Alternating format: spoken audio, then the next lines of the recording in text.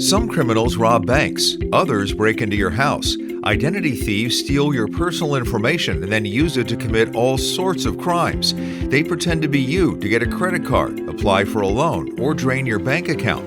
The losses are staggering. By one estimate, identity theft victims in the U.S. lost $56 billion in 2020. The good news, there are ways to protect yourself.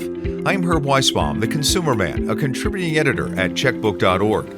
Welcome to Consumerpedia at checkbook.org. We're the nonprofit that helps consumers select services, avoid trouble, and save money. Because we don't accept any advertising or take money from any business we recommend, you can rely on checkbook.org to be completely independent and objective.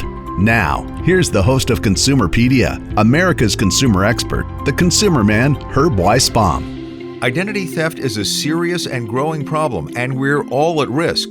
Last year, the Federal Trade Commission received more reports about identity theft than any other type of complaint. In this episode of Consumerpedia, we'll explain the various types of identity fraud, how the crooks get your information and use it, plus ways to fight back. Our guest is Eva Velasquez, a nationally respected expert on ID theft. She's president and CEO of the nonprofit Identity Theft Resource Center. Eva, thank you for making time to join us on Consumerpedia.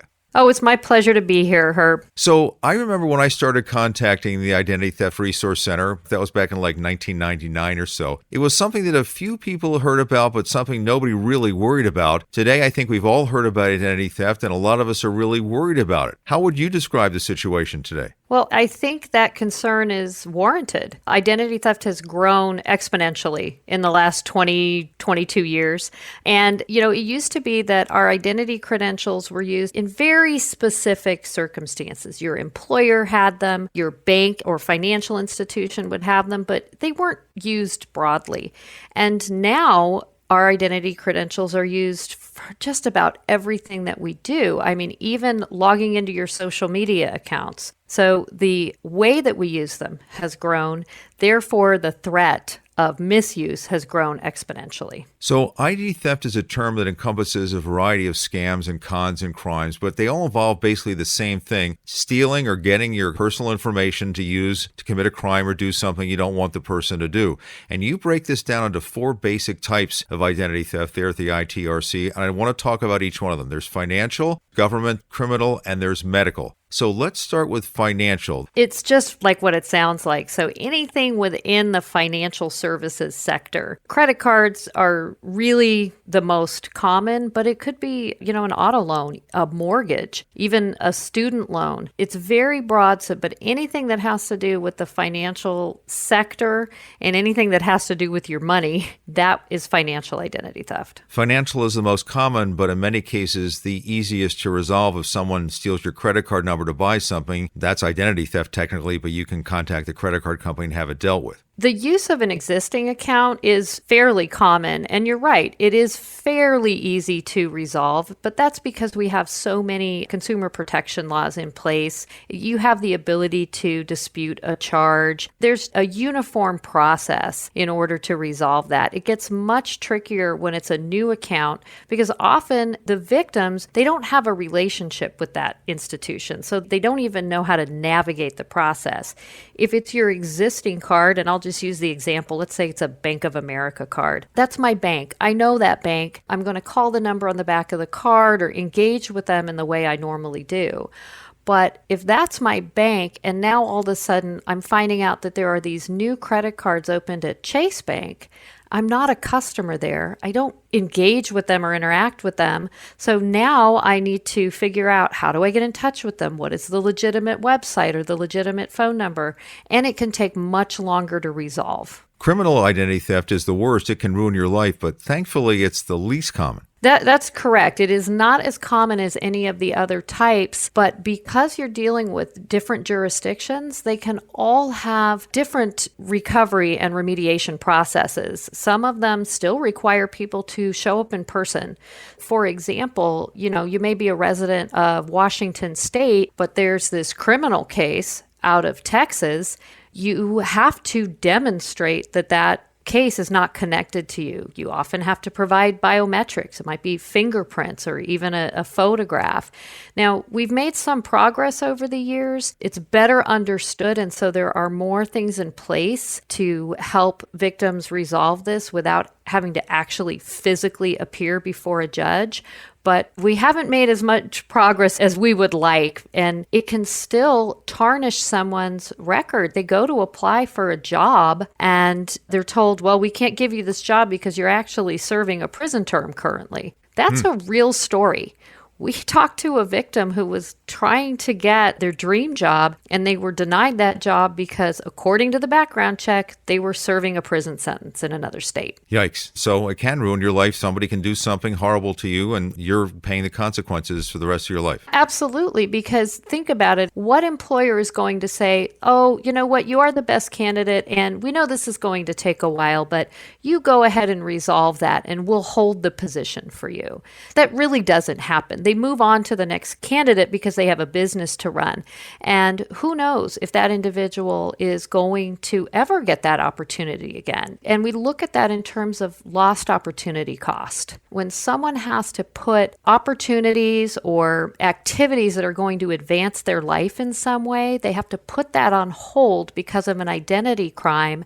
We never know when that's going to come back around again. So we talked about financial, we talked about criminal. Number 3 is government identity theft. And government identity theft really has been the story these last 2 years throughout the pandemic. Now, this is the misuse of your information in government systems. So that can be IRS or state tax identity theft, where your information is used to file a fraudulent return. It could be for unemployment benefits. It could even be for SNAP benefits. And it has been extremely prevalent and extremely lucrative, both in 2020 and 2021. And there's a very long tail on this type of identity theft because not only is the individual dealing with their information being misused in those systems, but there's a tremendous amount of cleanup because oftentimes, particularly with either IRS and unemployment, those are taxable benefits. And so once a victim discovers that their information has been misused, they have to talk to multiple state and federal organizations to unwind this issue because they are now being told, oh, you owe taxes on that money, both at the state and the federal level. And the victim is going, I never received those funds. So not only do they have to deal with the entity where the fraud occurred, they then have to deal with these entities that are trying to get the taxes on those dollars that they never received. And I know from talking to you that medical identity theft is a huge category right now because it's just so lucrative to steal somebody's medical information and use it for a variety of reasons. Well, medical identity theft, it's not as prevalent as financial and government, particularly government right now. But the challenge with medical is that it's one of the few forms of identity theft that can have physical consequences. If someone is receiving medical goods and services in your name, you run the risk of having mixed medical records, so you could have improper care. You run the risk of not being able to fill prescriptions that you need for a legitimate health concern that you have because perhaps there's contraindications on those prescriptions in your medical records that are wholly inaccurate. And even you can run the risk of having a criminal investigation launched. We did talk with a victim where this happened because a thief was using her information to get opioid prescriptions at multiple pharmacies. It actually came into law enforcement's line of sight, and law enforcement started this investigation. Now, understand, it wasn't actually her, but because it was all of her identity credentials being used, then they started investigating her. So she not only had a case of medical identity theft that she had to remediate, she now had a situation where criminal identity theft also had to be remediated. I interviewed a victim a number of years ago, a high school student who was giving blood. There was a blood drive at her school because there was a big car accident. A couple of kids were in the hospital. And when she went went to donate blood, she was told she wasn't allowed to donate blood because she had AIDS. Well, she didn't have AIDS. Someone had stole her medical file, was getting treatment for AIDS in another state. It got commingled into her file, and she and her parents had to work on this and finally get it out of the system. But you can see how, what if somebody had changed the blood type when they created medical identity theft and your blood type was changed in your file or something? This could have some serious medical consequences. Very serious. I mean, it can have life-threatening consequences. So, and your example is another very good example of these things that we don't necessarily think about when we hear, oh, identity theft. It's just an economic crime. It's not that big of a deal.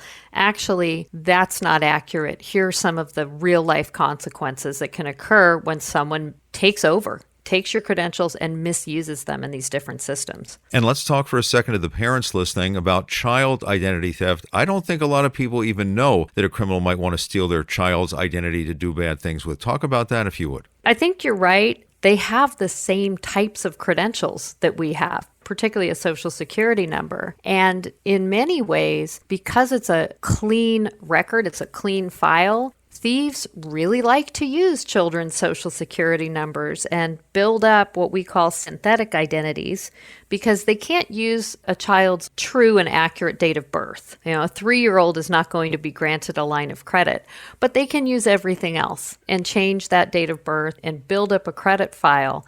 So they'll do that over time and build up the credit limits. It feels strange because they're actually paying the bills for a while. It doesn't have a negative effect. They build up a credit score. They build up a credit profile so that they can have higher limits. And then they do what's called a bust out, where they max out all of the available credit limits and then they don't pay the bills. And the child or the parents of the child generally don't discover this until they are trying to move forward in some way in their lives. Often when they get to the age where they're starting to apply for student loans, they then find out, oh, wait, I have a credit history that's 12 years old or 10 years old that is just absolutely decimated. And clearly it can't belong to this individual who's only 17 or 18. Or they start getting collection notices or calls for a kid that's 6 years old that shouldn't even have a credit card. Exactly. And we have certainly heard from victims that are having that experience. So ID thieves have 3 main ways to get your information. They can steal it, they can buy it, or they can trick you into giving it to them. We're going to talk about that next. You're listening to Consumerpedia, powered by checkbook.org.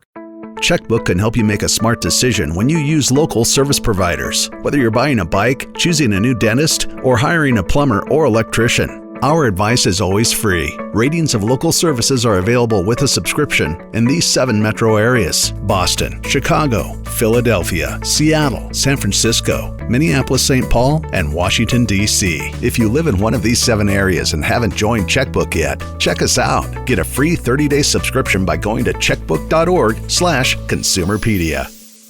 We're talking to Eva Velasquez, President and CEO of the Identity Theft Resource Center, a great nonprofit that is there to help you if you are a victim of identity theft. Eva, how do folks reach you? I am so glad you asked me that, Herb. They can reach us in a variety of ways. Our toll-free number is 888-400-5530, and they can come to our website, which is idtheftcenter.org, and we have a help center. There's self-service there, and they can look up the issue that they need help with.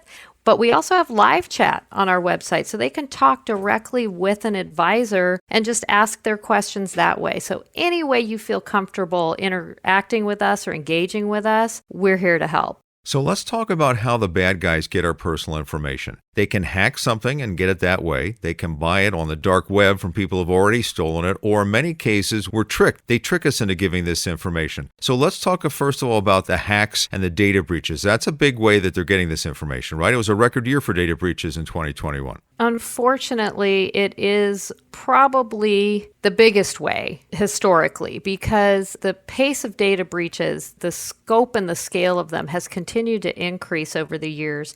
We've been collecting information on publicly reported data breaches since 2005, so we understand the historical trends. And last year in 2021 was the biggest number, the highest number on record, and it was by a significant margin. So we are talking about millions and millions of records in connection with the number of data breaches that were breached just last year. And when you add that in aggregate to all the years, I hate to say this, but so much of our data is out there. You should really be operating under the premise that your data has already been compromised because of the state of data breaches right now. And we're going to talk about that in just a minute. But first, I want to ask you about the social engineering, how they get us to give them the information. We have no control over data breaches. We do have control over the information we share. Absolutely. And the very recent trend, I'd say within the last 6, 8, 10 months, it has been this huge uptick in social engineering. And just to level set for our listeners, social engineering is where the thieves are using psychological tactics rather than technical expertise to try to get information from you, data from you. And it sounds so appealing. It sounds so legitimate. And the challenge that we have is because we ourselves are data creators, we are out there posting about ourselves on social media. There's so much information and data out there about us that it's very easy for someone to find out what's going to resonate with you. The best example that I can give is the social engineering thief may look at sort of a profile of you, what you put on your social media, what you've liked in the past, all of those different kinds of things, and go, hey, that person really likes investments and they think that's just the way to go. So I'm going to hit them with an investment opportunity versus someone else they see doing a lot of charity work, a lot of volunteer work, talking about causes and issues. Hey, I'm going to hit them up and ask them for a donation to my phony charity. So it's really very highly personalized.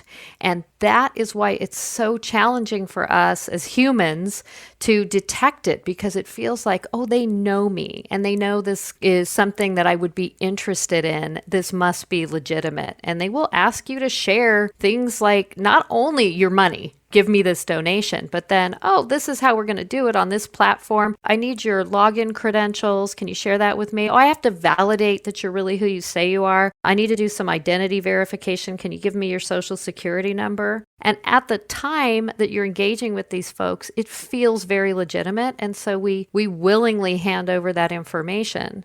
And if I can just take another moment on this topic to share one more piece, and that's multi-factor authentication codes. Those are the codes that are an extra layer of security. So if your login and password are compromised, someone still can't get into your account because you need to have that MFA code.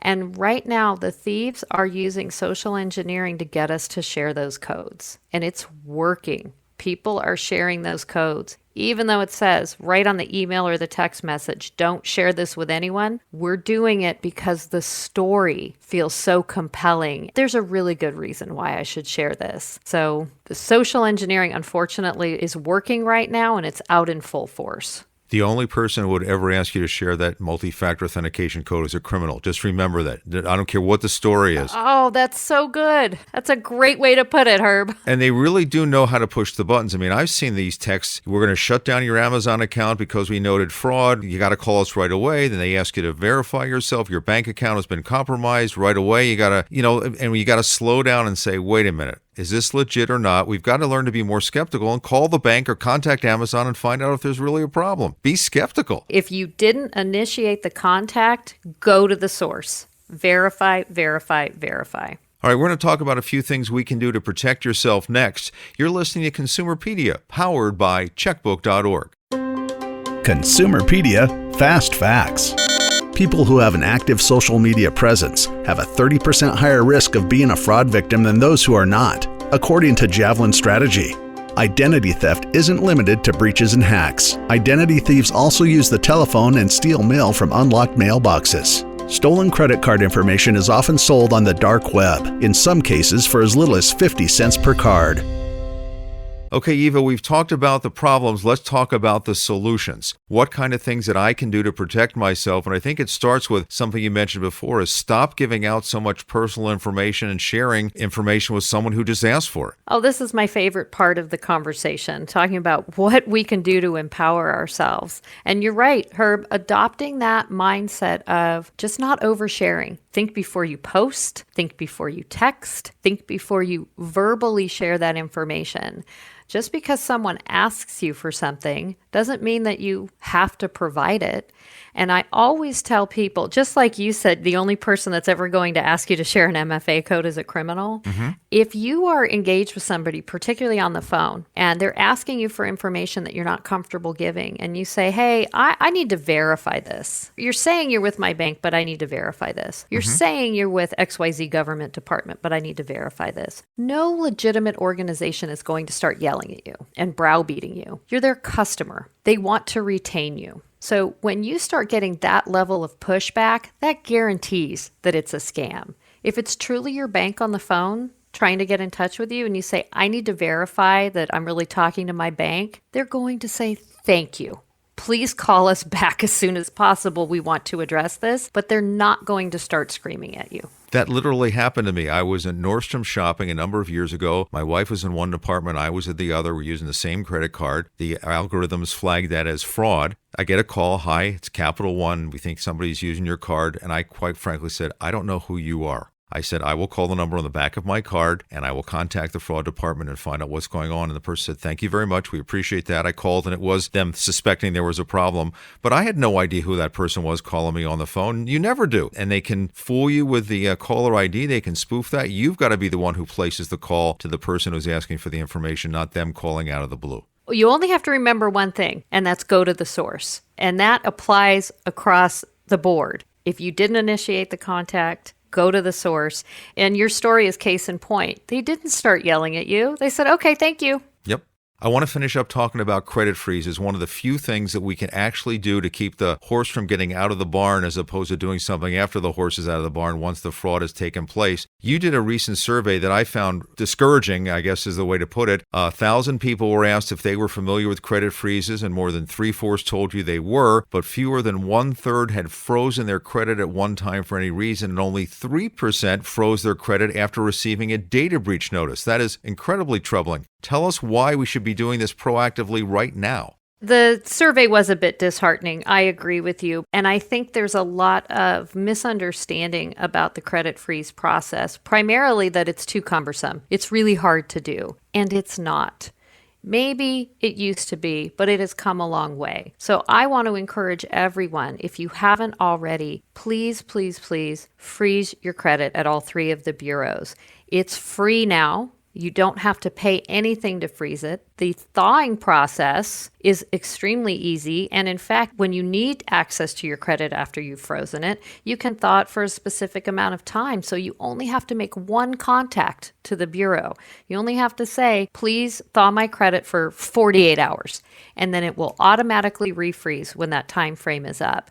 And what freezing does is even if someone has all of the identity credentials necessary to impersonate you and open new accounts, they still can't do it because they are frozen out of accessing that information. No new credit can be granted while your credit reports are frozen. So please, there's no reason not to do it. And parents, you can do it for your kids. That too is free. It's a little bit more cumbersome because you not only have to prove the identity of the child, you also have to prove that you have the legal authority to make decisions for them, but it's absolutely worth jumping through that one hoop so that you can protect them. And you can do this online. You can unthaw the account online. In the show notes, you'll see a link to a story I did that explains exactly how to do that. It does not affect your credit score. It does not affect the current creditors you're dealing with. It's really a no-brainer because if someone steals your information and opens up cards or accounts in your name, it's a lot more difficult to deal with it that way than on the front end, stop them from doing the harm in the first place. That's the point Eva's making here. Absolutely. I'm so glad you said that. If you think of it in terms of the level of effort to actually go in and freeze your credit versus the level of effort to unwind an identity fraud case, there's no comparison. We are talking an hour, maybe at the most, for all three bureaus versus days, months, weeks of your life if you become a victim.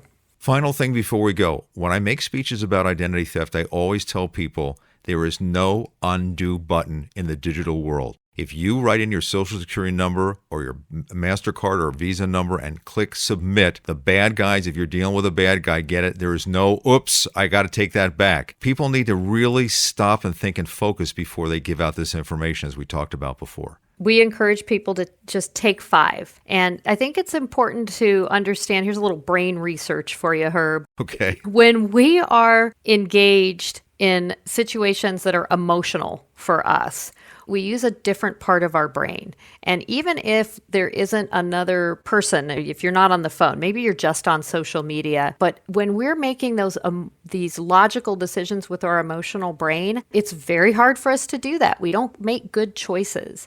But when you just back away for a minute and think about it, is this really a good idea? You might be surprised at how your logical brain then kicks in and goes, what are you doing? Not a good idea. You can do the same thing with all of your devices, whether it's your phone or your laptop. Before you type, hit submit, text it, or even say it, take a deep breath and say, I need to take a moment. And that can give you the clarity that you need to make sure that you're making logical choices about what information you're sharing. And we don't need to overshare. For people who've made it this far into the podcast, they may be throwing their arms up now and going, it's hopeless. It's a hopeless situation. But it isn't. It really isn't, I don't think, if you take a few steps of things you've been talking about. It isn't a hopeless situation. And I think sometimes people get overwhelmed and they go, oh my gosh, Eva, you've just told me these 10 things that I need to do or 20 things. I'm always going to tell you everything that is possible, everything that can reduce your risk. But let's think about it in terms of assessing risk. Even if you do 1 or 2, you have lowered your risk. And make that a habit. It becomes a practice, and you can add to that over time. Practicing good cyber and identity hygiene, just 1 or 2 new behaviors, they'll become your routine, and you have exponentially reduced your risk. Our guest is Eva Velasquez. She is president and CEO of the Identity Theft Resource Center. One more time, Eva, tell folks how they can reach you if they have questions about identity theft or if they're actually dealing with the problem right now. You can reach our advisors at our toll-free number, which is 888-400-5530, or on our website, you can live chat with us or access our help center, and that's at ID, so India David, theftcenter.org. Eva, thank you so much for spending time with us today. Oh, it was my pleasure, Herb. I always love talking with you, and I hope folks learned something. Well, that's it for this edition of Consumerpedia. Thank you for listening. You can subscribe to us on Apple or Google Podcasts, Spotify, Stitcher, or wherever you listen to your podcasts. That way, you won't miss any episodes.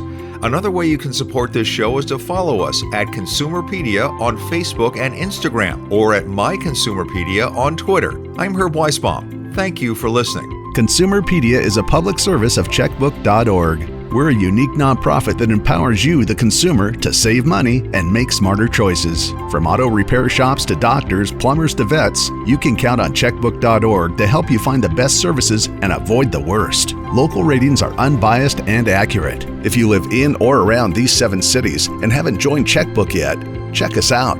Boston, Chicago, Philadelphia, Seattle, San Francisco, Minneapolis-St. Paul, and Washington, D.C. To get your free 30-day subscription, go to checkbook.org/Consumerpedia. Consumerpedia, empowering consumers to save money and make smarter choices.